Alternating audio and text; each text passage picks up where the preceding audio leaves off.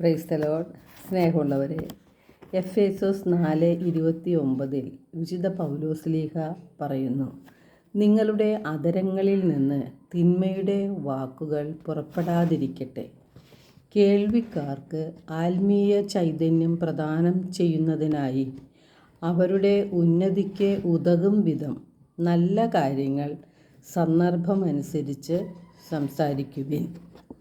നാം പലപ്പോഴും എന്താണ് നാം പറയുന്നത് എന്നുപോലും ചിന്തിക്കാതെ നമ്മുടെ തോന്നലുകൾക്ക് അനുസരിച്ച് അല്ലെങ്കിൽ നമ്മുടെ ഇഷ്ടത്തിനനുസരിച്ച് സംസാരിക്കുന്നവരാണ് നമ്മിൽ പലരും.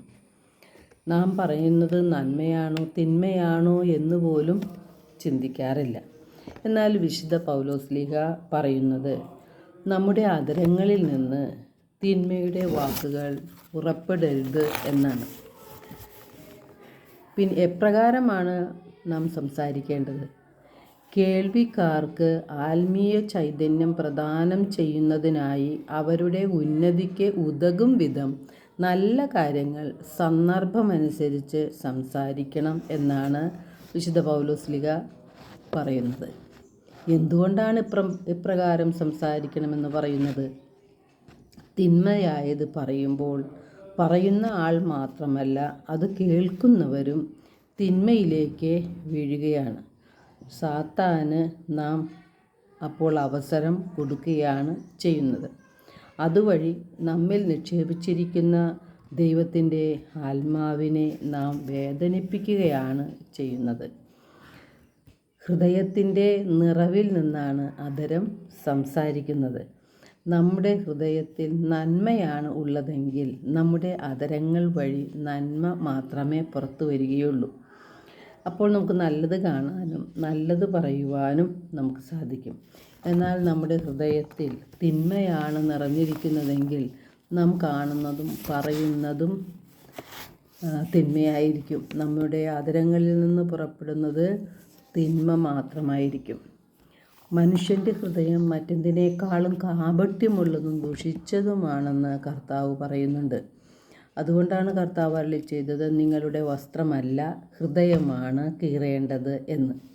എഫേസോസ് 4:22 നിങ്ങളുടെ പഴയ ജീവിത രീതിയിൽ നിന്ന് രൂപം കൊണ്ട വഞ്ചന നിറഞ്ഞ ആസക്തികളാൽ കലുഷിതമായ പഴയ മനുഷ്യനെ ദൂരെ എറിയുവിൻ.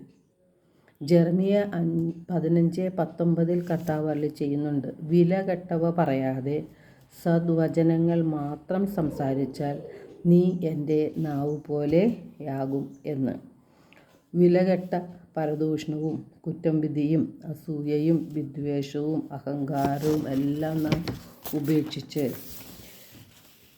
സദ്വചനങ്ങൾ സംസാരിക്കുമ്പോഴാണ് നമ്മുടെ നാവ് ദൈവത്തിൻ്റെ നാവ് പോലെയായി മാറുന്നത്. അതിനായി നാം എന്താണ് ചെയ്യേണ്ടത്? നമ്മുടെ ഹൃദയത്തിൽ ദൈവത്തിൻ്റെ വചനങ്ങൾ നിറച്ചാൽ നാം അധരം തുറക്കുമ്പോൾ നന്മയായത് മാത്രമേ, സദ്വചനങ്ങൾ മാത്രമേ പുറത്തു വരികയുള്ളൂ. കാരണം ഹൃദയത്തിൻ്റെ നിറവിൽ നിന്നാണ് അധരം സംസാരിക്കുന്നത്. ഹൃദയത്തിൽ വചനം നിറച്ചാൽ പാപത്തിൽ നിന്നും പ്രലോഭനങ്ങളിൽ നിന്നും തിന്മയുടെ ശക്തിയിൽ നിന്നും അകന്ന് ജീവിക്കുവാൻ നമുക്ക് സാധിക്കും. സങ്കീർത്തനം 34:13 സങ്കീർത്തകൻ പറയുന്നു, തിന്മയിൽ നിന്ന് നാവിനെയും വ്യാജ ഭാഷണത്തിൽ നിന്ന് അധരങ്ങളെയും സൂക്ഷിച്ചുകൊള്ളുവിൻ എന്ന്. പ്രഭാഷകൻ 28:25 പ്രഭാഷകൻ പറയുന്നു, വാക്ക് അളന്ന് തൂക്കി ഉപയോഗിക്കുക, വായ്ക്ക് വാതിലും പൂട്ടും നിർമ്മിക്കുക. കാരണം മനുഷ്യൻ പറയുന്ന ഓരോ വ്യർത്ഥ വാക്കിനും വിധി ദിനത്തിൽ കണക്ക് കൊടുക്കേണ്ടി വരും എന്ന് വിശുദ്ധ മത്തായിയുടെ സുവിശേഷം 12:36 നാം കാണുന്നുണ്ട്. എല്ലാവർക്കും ഒരു നല്ല ദിനം ആശംസിക്കുന്നു.